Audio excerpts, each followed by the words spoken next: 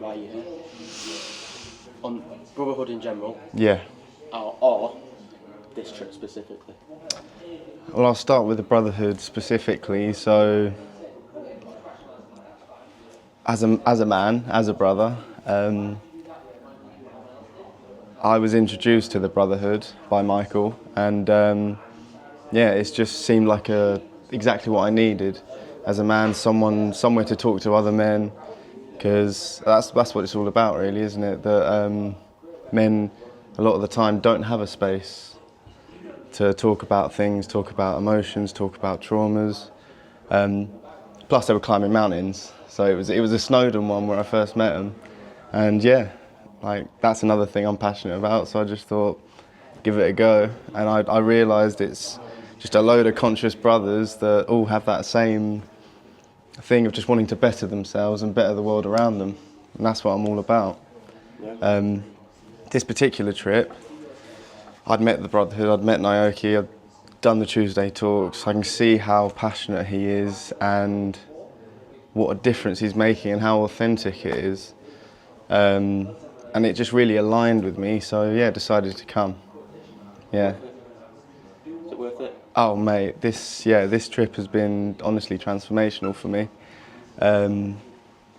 Yeah, like so much stuff coming up and just feeling aligned now, ready to go back home and become my best self.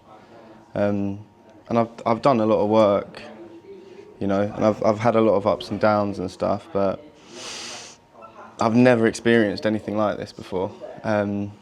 Never spent so much time with, well, it's only been 3 days, but it feels like 3 years, with conscious brothers, and yeah, man, it's just been life-changing. And the mountain itself was beautiful, obviously.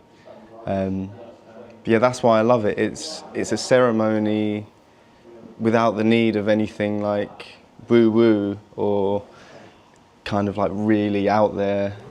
It was just climbing a mountain.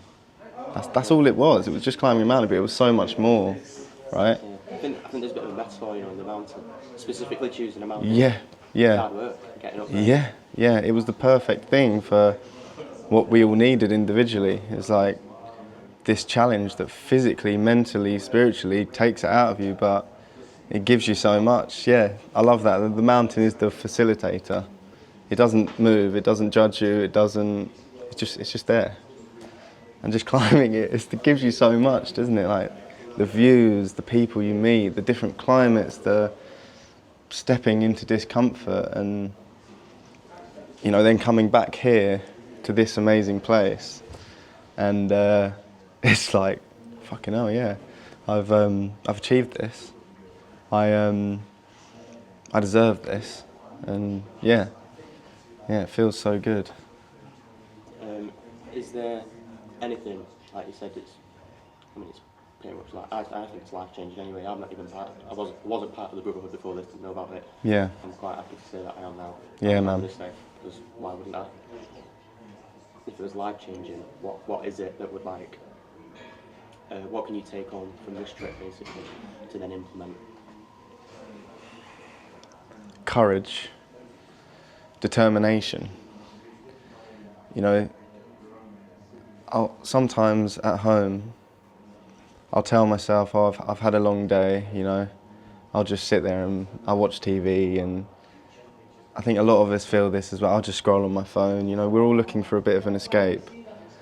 But to go through that, it was all of it, you know, climbing up, then having to, like, no service, sleeping in these bunk beds, like, you eat when you eat. You can't just go to the shop and like, oh, I'm just going to buy some Kit Kats, you know. You're there, you're surviving almost. And yeah, to go through that, it gives you, it humbles you, right? And what I'm going to take home from that is, you know, when I come home from work, I don't have to just switch Netflix on and just zone out. I can come home and then work on the stuff I love. I can do my yoga, I can work on my own walks that I'm setting up, like all these things I'm really passionate about. So yeah, what it's given me is the drive to live my life, pretty much. Yeah. Do you know what I mean? Yeah. It's good, isn't it? Yeah. And I tell you what as well, because I've had experiences like this before. It's so easy to go home and for like a week you're living your best life, and then you just kind of, you plateau and you drop off. But I'm going to make such a conscious effort to stay in touch with all the brothers, especially as I know everyone face to face now. So talking on the chat is going to be completely different. I know this guy I'm chatting to, I've looked into his eyes, and but yeah, man, and there will inevitably be times where I slip, and times where I start going on the path again. But I feel like what this has given me, I can look back at this experience and go, remember I just went through that massive fucking thing. I'm not just going to drop off, you know, just because I've had a bad day at work or something. I'm going to connect, I'm going to get back on track. So yeah. I was saying to Mike before, because this is like a whole new environment for me. Yeah. Like being around men that are just real. Yeah. And we were saying how it's like everyone's just peeled off the mask. Because like when I'm at home, like all my mates or family or whoever it is, whoever I'm talking to, I guess you could call it the ego, but I don't think people are aware that they've got a mask on most of the time. Yeah. But like something like this, everyone's just real. You don't have to like I don't really know how to explain it. You don't have to like double check your thoughts before you say something. Mm-hmm. You can just think and then boom. Yeah, or even you don't even think. You just are authentic, right? And I feel like it's so easy in our culture to get stuck into that character thing, even with your friends, your best friends, your family, because it's just the way we're conditioned, right? This is like stripping away the conditioning and going, hey, we're just human beings. We're just men, and we can be real with each other. We don't have to. And then the mad thing is, we still have banter. We're still like, I've laughed so much on this trip, and it doesn't have to be like super serious. You can still have fun. Yeah, that's another thing as well. I think with men as well, it can be very banter, but that can almost mask some of the serious stuff. Like something really shitty's going on, and you just have that banter, like you know, like putting each other down, but banter way. But when you have that, it's hard to be authentic with that person. Is that kind of what you meant? Like, you know, when you go home, so, you got your best mates and that. Like I've got best mates that I wouldn't feel comfortable talking like that to, because I feel like they'd just poke fun at it. Yeah. Especially like I went to an all-boys school, so it's like fucking brutal in there. Yeah, man. Like, yeah. Everyone's ripped into like shit. No matter, like your nan could have died literally the day before, and everyone went, yeah, like, Nan's dead. Yeah. It's like, yeah. And even though it does take the edge off it, and it kind of makes it not serious anymore. Yeah. It should be, and you should just let it happen. And like here, you know that you can actually just feel whatever you feel. Yeah. There's a time and a place for banter, and there's a time and a place for being there for someone, just to listen, just to. It's like there's no bravado, is there? There's nothing else trying to be. I'm not trying to be funny. I'm not trying to impress you. I'm not trying to show you like how I'm this and I'm that. I'm just being me, and you're just being you, and we're all just being ourselves. And that's so flipping powerful, because when you're at home, or just day-to-day life, you almost have to put a mask on. You don't have to, but it feels like you do sometimes. To be authentic in this society is almost weird. You know, like a man crying. I mean, this trip has been a lot of men letting their emotions out, but you do it because you feel comfortable here doing it. No one's going to judge you. If I did that with my mates, I mean, you know, if you did that at the all-boys school, you'd be, oh, the crybaby, you know. So yeah, but this awareness, it's infectious, isn't it? You know, I see this as something that in 20, 50, 100 years' time is just going to keep growing and become part of everyone's daily life. Like, you can still have fun, you can still enjoy yourself, but just having that little bit of consciousness, supporting each other. I think with the mask on, we're almost like, there's probably like a subtle bit of fear that's afraid to be judged by the people that you Yeah. love and the people that you already know. 'Cause Yeah. like, let's say like my best mates, for example, I've known them for like 15 years. If I all of a sudden tell them something that happened to me when I was a child, I don't want them to look at me any different. Whereas Yeah. here, like I spoke to my farmer about something, never said it before in my entire life, but because he doesn't know me, Yeah. he can't. There is no view to be changed. Yeah. It's great. That's another beautiful thing about this retreat. You're guaranteed to meet all these men that you don't know. Sometimes it can be hard to talk to your parents or people you've known for years. Exactly what you said, man. I feel that too. I struggle talking to the people I'm closest to, even though I know they're there for me. I know they'll listen. But you're right. It's the fear that they're going to change their perception of you because you hold them so highly. But yeah, that's just another great part of this retreat is it is easier to share to strangers. And when you know those strangers are part of a group, that in itself is all about being an authentic man, it's even better, you know? I mean, you wouldn't want to just go up to the street and be like, yo mate, this happened to me when I was, this trauma, but yeah, it's just a space where you can be yourself with a bunch of strangers that also want to just be themselves. Yeah, it's pretty mad, isn't it? What's been your favourite moment?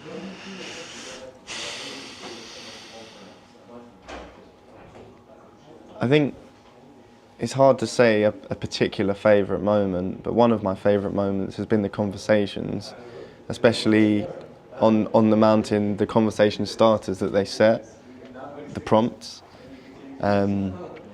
Because that kind of, we were all a bunch of guys all first meeting each other.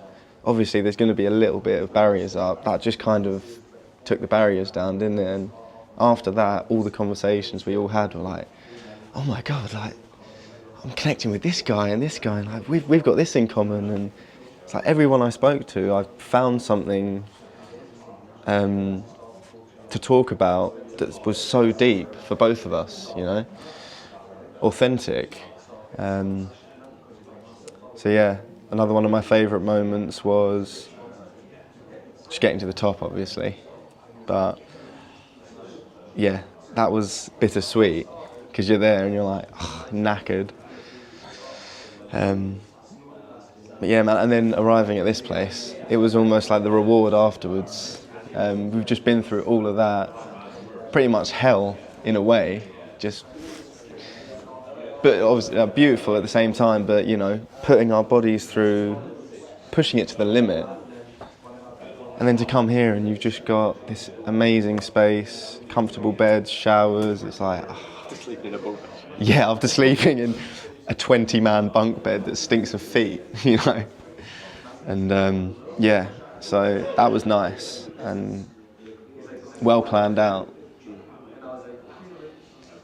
I feel like if we went to a really low budget place after this, the morale would have been a bit low, but just to come here and be really comfortable and yeah, it's nice. What about the hardest moment?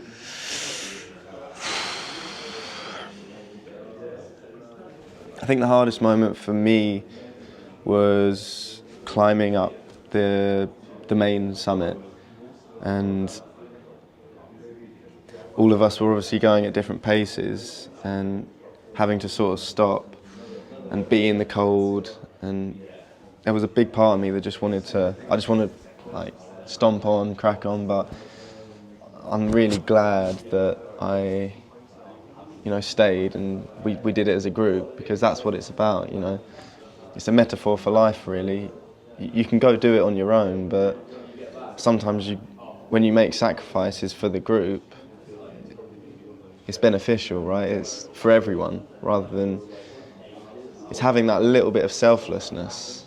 But yeah, the hardest bit for me was just like stopping when I could have just been ploughing on and keeping warm, just having to stand there, wait for some brothers to come.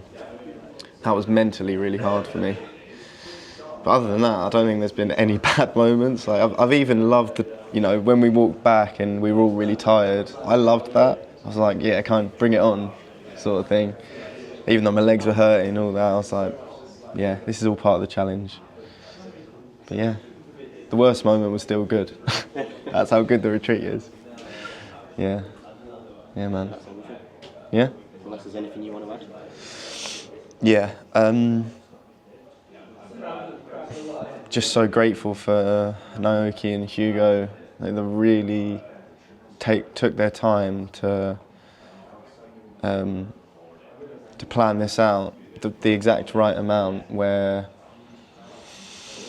you know, it wasn't just I'll stick them on a mountain and let them chat. It was really, they did just the right amount to influence us, like plant the seed to help us connect without getting too involved and without being a mentor or without being a leader as such. You know, they were doing it with us. I don't know if you felt this as well, that I didn't feel like we were particularly like following them as such. They were doing it with us. You know, they were prompting us, but they weren't trying to tell us what to do or give us advice. They were just there to hold the space. We weren't like a school teacher. It was just like very casual, just easy, nice, calm, flowing. Yeah, and I mean that's a whole other thing. But I feel the best teachers, they don't try and rule over you, and they don't try and pretend like they know more than you. The best teachers allow you to learn. They give you the tools to learn, right? They don't just teach you, this is this and that is that. They give you the tools so that you can go out and learn yourself. And that's exactly what they've done. They've given us the tools, the prompts, the challenges, the tasks, so that we can choose what we want to do. Right? They're not telling us what to do, they're showing us the path. And it's up to us if we do it. You don't have to do it. That was another massive thing of the trip. Like, if you didn't want to go up, you don't have to go up. If you didn't want to swap bags, you don't have to swap bags. It was all up to us. Like, we did all the work, but yet we're all transformed. We transformed ourselves. I think that's the biggest thing, isn't it? We can go home, any limiting beliefs, we can just go, oh, we can just override that now, because we did that mountain. So, yeah. Do you feel that too? Yeah. I mean, I'm not, well, I am now, but obviously I wasn't part of the group. So, for me, because I'm not as sort of spiritual as I would say the rest of the group is, a little bit like a dip the toe in. But like ceremonies and stuff like that. So, like I was saying before to Naoki, for me, the whole cacao thing didn't really get it. Right, yeah. For me, it didn't do anything, right? Yeah. But, let's say, for a regular person, just the idea of getting up a mountain and giving us the prompts, that there was just the right amount for me. Yeah. In terms of like a self-help journey. Yeah.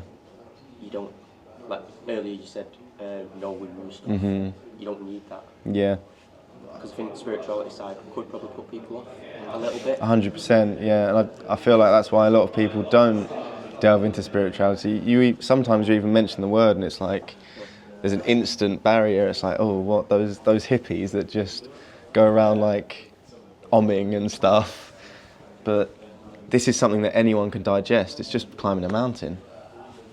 But so this whole idea of ceremony in ordinary things is massive.